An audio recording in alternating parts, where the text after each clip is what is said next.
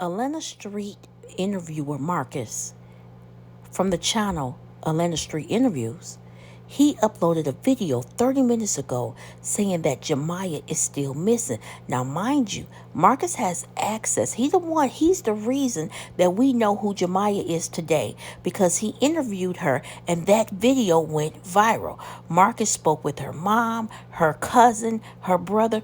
Marcus spoke with everyone around her, and it is confirmed that Jemiah is still missing. He's interviewing Ruby, and Ruby has confirmed she has not seen or heard nothing from Jemiah.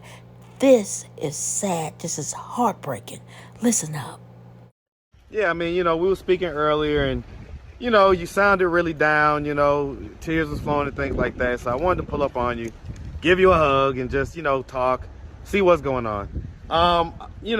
We're going to touch on, first and foremost, Jemiah and her situation, because that story has kind of went viral.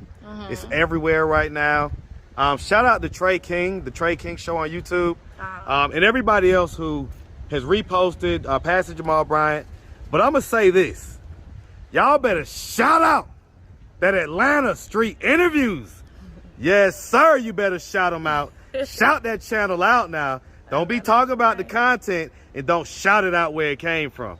So, all right. So, anyway, now that we got that out the way, so what has been going on? Well, about the Jemiah situation.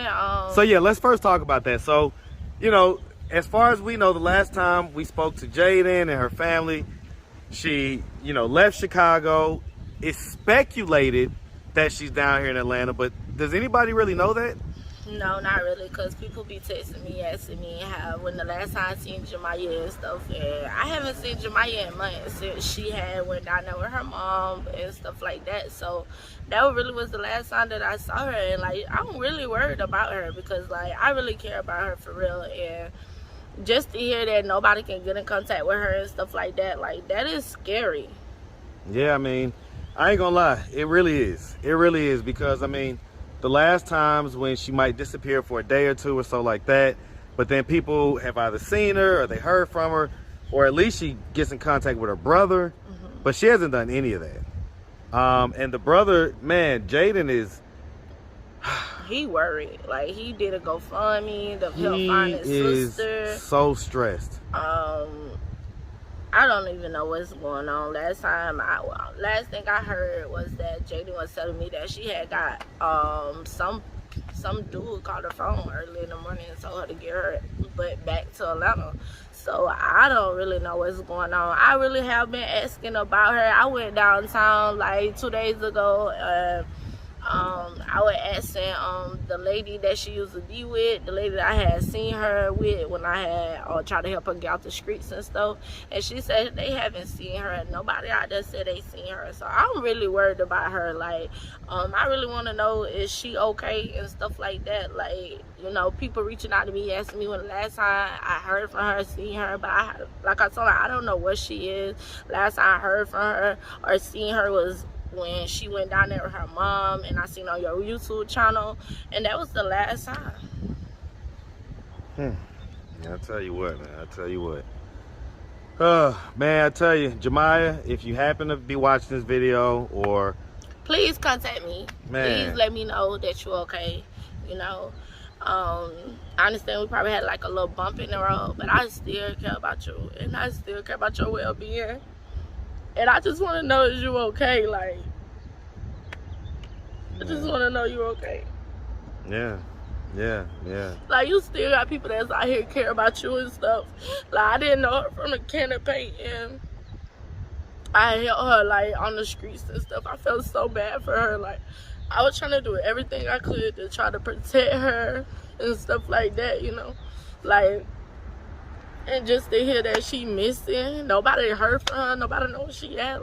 Well, and after the first week or so, it was okay, well, she has that part of her personality where she's going to kind of do what she wants to do. She may want to live life a little bit, do this, do that. So she has that part of her personality, but I wouldn't expect it to be lasting weeks and going into now almost a month. Yeah, it's really starting to get scary now. So it really is. And Nobody seen her. Like, I don't know. Like, I don't know. I want to know who the dude is. Like, I want to, you know, I really want to know who he is. And I got questions for him. Like, why would you take her away from her family? Like, why would you hide her for so long? I mean, he's obviously not, you know, a really good person. So, you know, trying to moral, you know, have your morals with him ain't gonna necessarily work.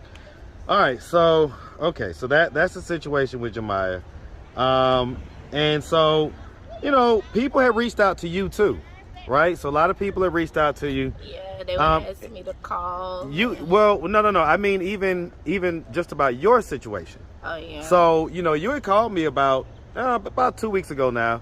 You was really happy because some folks from, I guess, a church or something like that had. That was the folks from Fayetteville, North Carolina. Right. I forgot the dude's name. Well, I mean, let me tell you what you told. Let me tell them what you told me first. So, Okay. At first, you was happy. You was like, man, the church group came down. They wanted to help me out. They want to get behind me as far as the different initiatives that I want to do to help the homeless. Yeah. And so you was really happy. You was like, man, this is amazing, Marcus. Yes. Just wanted to call you and tell you. Then you called me a week later, and the situation had kind of shifted. Yeah. So tell me what happened. Okay, so I'm thinking everything is good, and like we really gonna help the homeless and stuff. You know, they were doing a flyer for me and stuff, so we could go out and give like haircuts, hairdos, food, all that type of good stuff, clothes and stuff.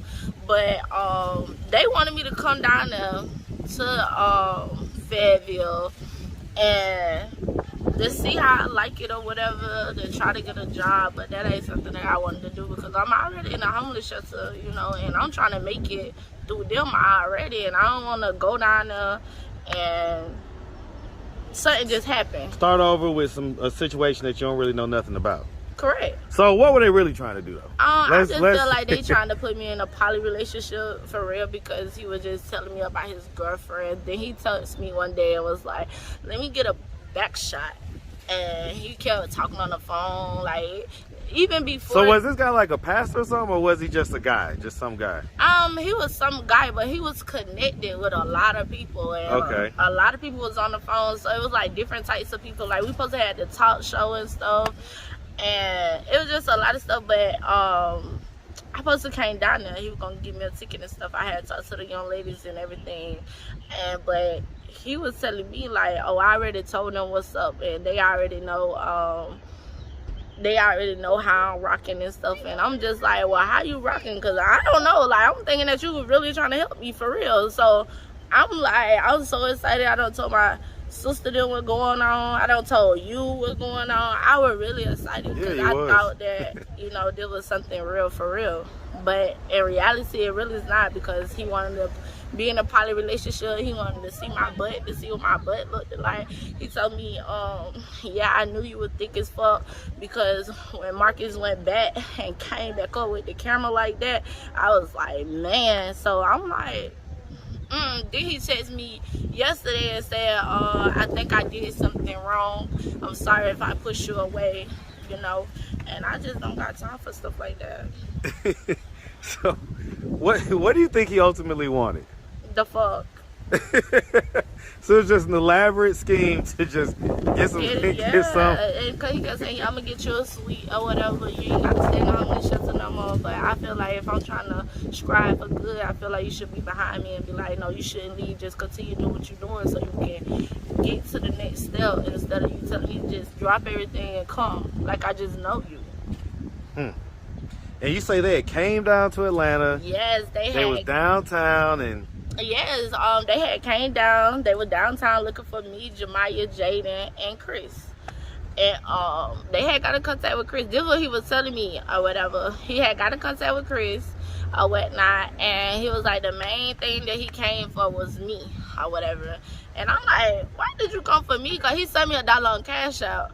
And like I usually don't call people that send me $1 or whatever, or any type of money. They be like, call. You know what I'm saying? I usually don't, but son just told me to call them. They were talking real good and stuff.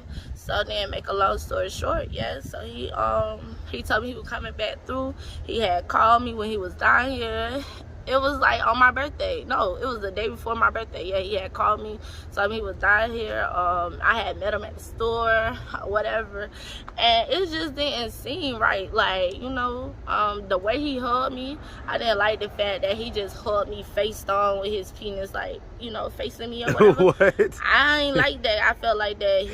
He was like, girl, you better stop. And like right there, I felt like he was trying to say, you better stop before you give me a hard on or whatever. So that what came through my head, and I just felt very uncomfortable. Then he took me over there. We had went over there to, he was in his work van, actually. We had, where did we go? Norcross or something like that. We had went to go get something to eat, and then I had hopped in the car with this car with the other lady that was driving. She was talking to me about my situation, but I really wasn't just comfortable talking to them about what's really going on, because I don't know her for real, you know what I'm saying? So, and she was like, she really wasn't a girl for real. Like, she was like she was a girl, she was just like a stud or something like that. Okay. And I don't know what they had planned it or whatever, but I was like, well, I gotta go or whatever like that. She was like, well, I could take you home. I told her no or whatever. I just got a lift from wherever we was eating at Zaxby's. I just got a lift and just left, and he was calling or whatever. I ain't pick up. And then like 4 days later, he had called, I had picked up or whatnot. He was telling me to come on down. He was sending me the bus tickets and everything, how much it was and stuff. And I'm just like, oh my God, like, what is really wrong with this person? Like, he really was moving too fast. And like, when he talk, it's like he have to throw something sexual in there. Like, it don't be right off the bat, but he have to throw something that talk about pertaining to sex. And so do you think he just wanted some, or do you think he was even more sinister to where he might have had plans on trying to traffic or doing stuff like that? That's what I was thinking. Like, I don't know what he thought, how far it was gonna go or whatever. But you know, I was just thinking like, why would he pick me out of all people? Like, it's so yeah, I many mean, I people. interview with tons of young ladies, so it's a lot of people, and all he could say is, "Oh, I seen the way you were looking out." Like, yeah, she did, and that right there just. Like, that ain't what I'm looking for. Like, if you out to help me. Don't be out there talking about my body or how I look or none of that, because at the end of the day, what do that got to pertain to what I'm going through? How that's going to solve the situation that I'm going through? It's not. So, I hear you. Man, I really don't appreciate that. And so that's just some guy that was watching my videos up in North Carolina. Yeah. Huh. Yeah, he was talking about, yeah, we're going to do it bigger than Marcus. I'm like, ain't nobody doing it big like Marcus. I say he really care about the folks for real. And, you know, I say he really be concerned, like, what's going on and stuff. And he gets to the bottom of it, everything. Like, you can't hide nothing from him. Like, for real. Well, look, I appreciate it. I definitely appreciate it, man. Okay, so if that guy's watching right now, do you have a message for him? Yeah,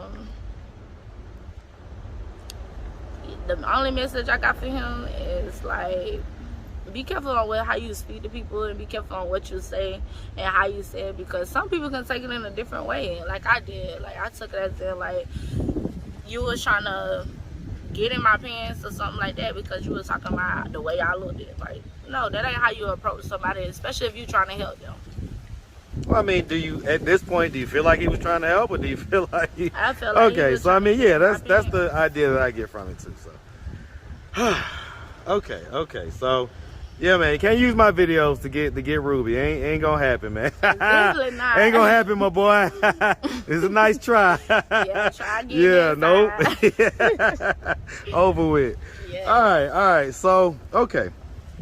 So, you know, the other thing is you called me. You know, you was just really down earlier. Yeah, I really was. About, I guess, just being here, going through your situation,